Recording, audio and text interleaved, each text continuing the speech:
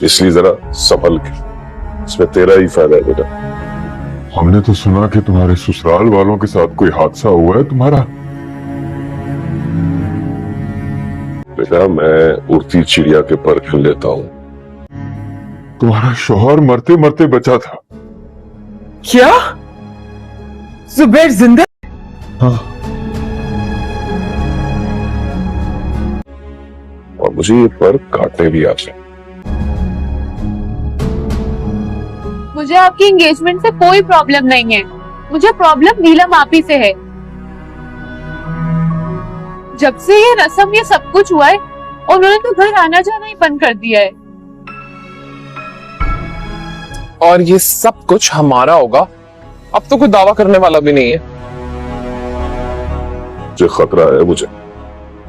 अरे नहीं नहीं, सादे से लोग हैं, उनकी फिक्र मत करो। स्टोर के मालिक का नाम बता सकते हैं? तुम्हारी बड़ी बहन और उसके शौहर। जुबैर साहब बीमार हैं, दुकान पर नहीं आते। आजकल असलम साहब सारा इंतजाम संभाल रहे हैं। सितारा की किस्मत बहुत अच्छी निकली कि वो भाईजान के चुंगल से बच निकले। यहाँ भाईजान भी मर चुका है। भाईजान अगर मरा ना होता तो जैसे ही वो घर पहुँचता तो उसको पता चलता कि सितारा इस वक्त भाग चुकी है, तो वो किसी सूरत ना बच सकती। इसी भर से वो भाईजान के चुंगल में ज़रूर फंस जाती, लेकिन वो बच चुकी है इस वक्त। यहाँ दूसरी जानिब असलम जो है वो वज़ीर को कहता है कि मैं तुम्हारे बारे में हर कुछ जानता हूँ और तुम्हारी चाल ढाल देकर मैं ये समझ सकता हूँ, और मैं उड़ती चिड़िया के पार गिन लेता हूँ, और मैं तुम्हें जानता हूँ कि तुम क्या कर रहे हो, और तुम अपने हाथ में रहो और तुम ज़्यादा आगे बढ़ने की कोशिश मत करो। तुम्हारे लिए यही बेहतर है कि तुम अपनी हाथ में रहो, और तुम मेरा साथ दोगे तो तुम काफ़ी ज़्यादा फ़ायदे में रहोगे। यहाँ दूसरी जानिब सितारा आखिर घर पहुँच ही जाती है। यहाँ जब वो अपने चचा के पास पहुँचती है तो चचा उससे पूछते हैं कि तुम इतने दिनों से कहाँ थी। तो यहाँ सितारे के पास कहने को तो कोई बात नहीं होती, लेकिन वो एक बहाना ज़रूर बना देती है कि मेरे साथ कोई हादसा हो गया था जिसकी वजह से मैं गायब हूँ।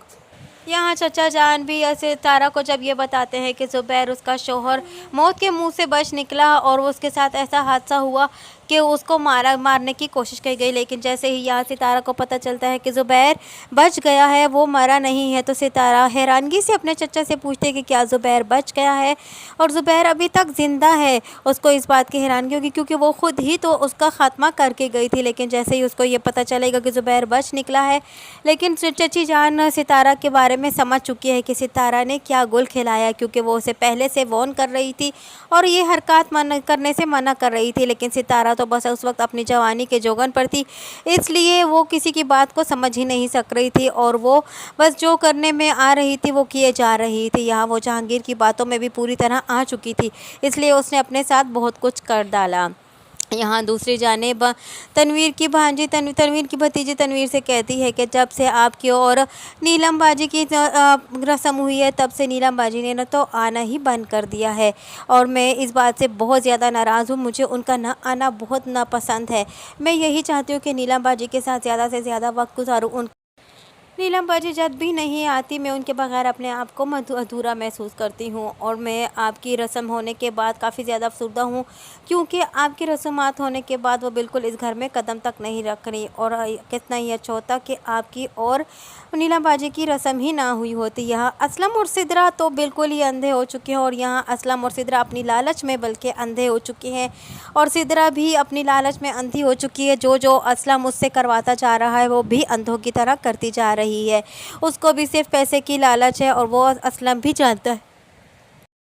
सिदरा पैसे की लालच में और मोहब्बत के जाल में जो उसने उसे फंसाया हुआ है, इस जाल में फंसा कर उससे मोहरा बनाया हुआ है, और उससे वो करवाता जा रहा है जो असलम चाहता है। असलम जो है वो उनके घर का और दुकान का मालिक बनना चाहता है, और आहिस्ता आहिस्ता करके जो रहता सहता सोना था, माल था, वो भी सब असलम हड़प चुका है, और अब बाकी रहा जो दुकान है वो मकान को हड़पने की कोशिश कर रहा है, और दुकान के मालिक भी बनने की कोशिश कर रहा है।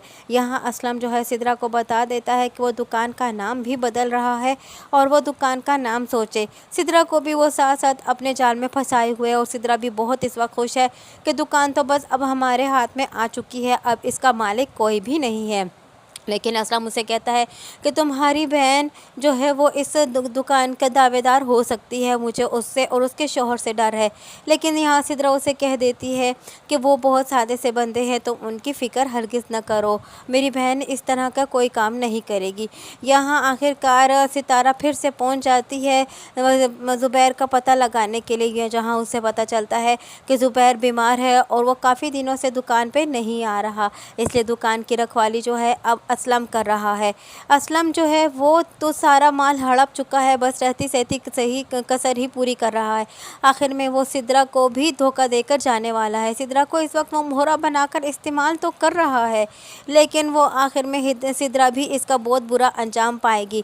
सिद्रा तो इस कदर अंधी हो चुकी है कि उसे कुछ भी नज़र नहीं आ रहा। सिद्रा एक दफ़ा पहले भी धोखा खा चुकी है जहांगीर से, लेकिन एक मरतबा फिर से वो धोखा खाने वाली है अब असलम से। असलम की मोहब्बत के जाल में फंस कर असलम के साथ सारा कुछ माँ से भी बहाने से लेती जा रही है और सब कुछ बेचती भी जा रही है। यहाँ तक कि उसने तो ज़ुबैर का मोबाइल भी ले चुकी है और वो भी अपने अंडर में ले लिया है। यहाँ तक कि छोटी छोटी चीज़ों को भी असलम और सिद्रा छोड़ नहीं रहे घर की, और वो भी बेच कर खा रहे हैं। यहाँ असलम अपना पैसा तो लुटा रहा है दुकान पर, लेकिन सिर्फ़ और सिर्फ मालिक बनने की खुशी में। और यहाँ दूसरी जानिब सितारा इस वक्त बहुत ज़्यादा खफा है और उसको अपने किए का बहुत ज़्यादा पछतावा है। सितारा को भी झटका लग चुका है। यहाँ ज़ुबैर और सितारा तो सुधर चुके हैं और जहांगीर भी अपने अंजाम को पहुँच चुका है। जहांगीर तो मर ही चुका है, लेकिन यहाँ सितारा को भी अब इस बात का एहसास होने लगा है कि ज़ुबैर एक बीमार इंसान था और इंसान है, और जीनत को तो वो मेरे होते हुए ही निकाल चुका है। इस वक्त ज़ुबैर की खिदमत करने वाला कोई भी नहीं होगा, और ज़ुबैर एक बीमार इंसान है, उसको खिदमत करने के लिए और उसके पास हर वक्त कुछ रहने के लिए कोई ना कोई एक इंसान ज़रूर चाहिए होगा। लेकिन वो उसके घर की फैमिली के बारे में भी जानती है, क्योंकि उसकी माँ और बहनें कैसी थीं। वो तो सिर्फ़ और सिर्फ उसका माल हड़पने की खातिर वो उसकी खिदमत करती थी, लेकिन अब वो जान चुकी है कि अगर अब वो बीमार पड़ चुका है तो ज़ाहिरी बात है अब उन्हें ज़ुबैर से कोई भी हासिल वसूल नहीं होगा। इसलिए अब वो ज़ुबैर की बिल्कुल परवाह नहीं करते होंगे और ज़ुबैर निढाल हाल में पड़ा ही होगा। ज़ुबैर के बारे में यहाँ सितारा भी सोचने लग पड़ी है और ये भी सोच रही है कि ज़ुबैर की इस वक्त क्या हालत होगी। ज़ुबैर के बग़ैर अब सितारा भी नहीं रह सकेगी। यहाँ दूसरी जानिब असलम और सिद्रा तो बहुत ही ज़्यादा हद में पार कर चुके हैं। वो तो घर के रहता सहता सामान भी बेच चुके हैं और सिद्रा भी असलम की बातों में इस कदर आ चुकी है कि वो तो अपनी माँ को भी अब आहिस्ता आहिस्ता धोखे देने लगी है। अपनी माँ को धोखे दे देकर एक न एक चीज़ उनसे आए दिन लेकर जाती है और बेच डालती है।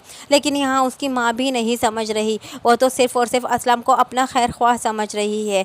आने वाली एपिसोड इसकी मज़ीद इंटरेस्टिंग होने वाली है, क्योंकि सिद्रा भी अब अपने अंजाम को पहुंचने वाली है और उसकी माँ भी अपने अंजाम को पहुंचने वाली है, जो कि असलम की इस कदर यकीन कर रही है। हालांकि ज़ुबैर उन्हें बार बार मना कर रहा है। इस वक्त भी तुम लोगों के पास टाइम है, अगर तुम लोग चाहो तो सिद्रा और असलम का रिश्ता इनसे इनकार कर दो, क्योंकि असलम एक चालाक इंसान है और अब मुझे समझ आ रही है कि असलम ने कहाँ कहाँ मुझे धोखे दिए और किस तरह मेरा घर तबाह किया। अब ज़ुबैर को भी समझ आ रही है कि उसका घर तबाह करने में, ख़राब करने में किन किन लोगों का हाथ था। यही सब कुछ जानने के लिए जुड़िए नया रिव्यू के साथ। वीडियो अच्छी लगी हो तो लाइक करना और चैनल को सब्सक्राइब करना हरगिज़ ना भूलिएगा, और साथ ही साथ हमारे बेल आइकन को भी प्रेस कर दीजिएगा ताकि हमारा नया आने वाला नोटिफिकेशन आप तक आसानी पहुंच सके। और अगर आप इस ड्रामे के अलावा किसी दूसरे ड्रामे की प्रोमो या स्टोरी सुनना चाहते हैं तो हमें कमेंट बॉक्स में लिखकर ज़रूर बताएं।